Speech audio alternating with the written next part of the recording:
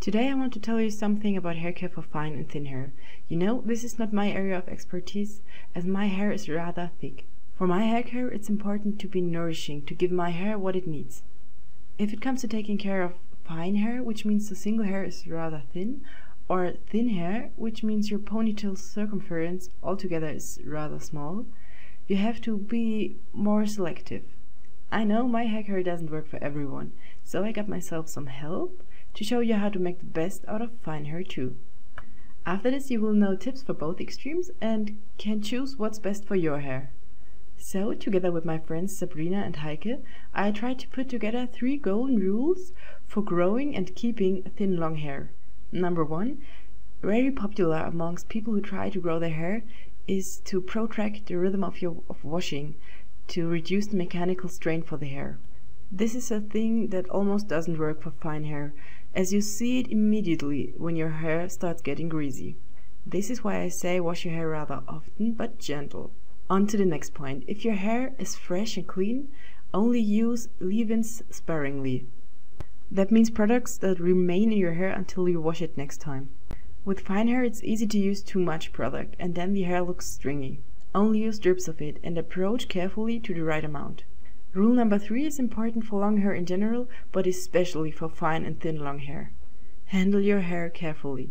It's very sensitive. Brush it gentle, don't tear the brush through your hair. Stressing stylings with heat or sticky products like hairspray are even worse for fine hair. Got it so far? Now we go in a little bit deeper. Washing your hair is no care, it's cleaning. That means stress for your hair. To reduce the strain, you should wash gentle, but of course make sure the hair is clean. If you wash rather often, you should take extra care of your scalp. Really recommendable is a scalp massage with a boar bristle brush, like you can see here, right before washing the hair. Also really pleasing is an oil treatment for your scalp, or the yogurt treatment you maybe already know from my personal hair care. Just make sure to wash it out thoroughly. What you also could already know from my personal hair care is scalp wash. It's a great way to protect the length of your hair.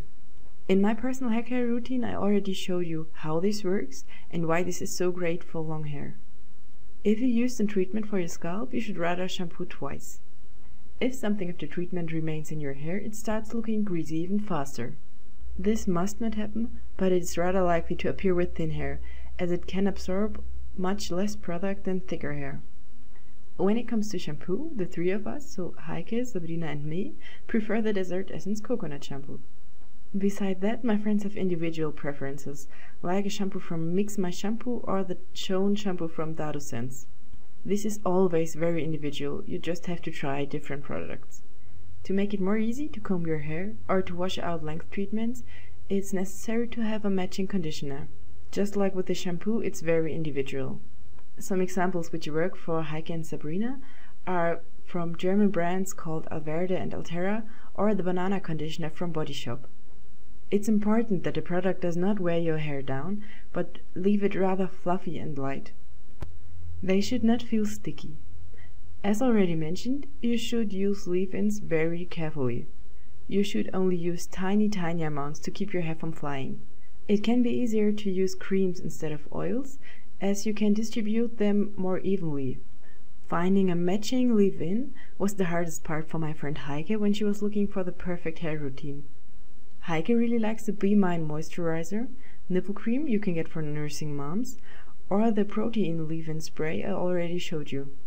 Sabrina, for example, loves the calendula cream from Kneipp. Both of them don't really like oil for their hair care. Heike's hair starts looking stringy, while Sabrina's hair starts flying around like crazy. An emergency tip is regular hand cream. Just take anything you have handy, put on your fingers, and run through your hair.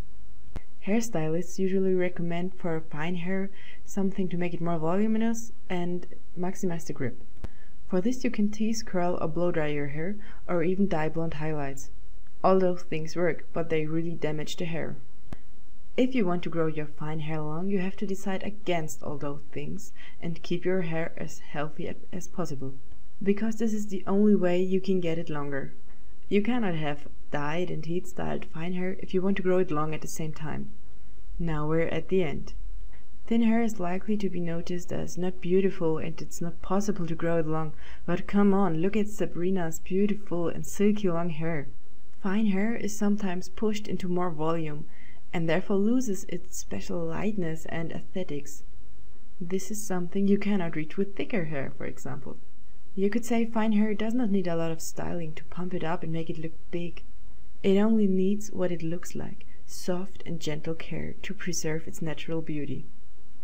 I hope all those tips help you to make the most out of your specific hair type. Have fun!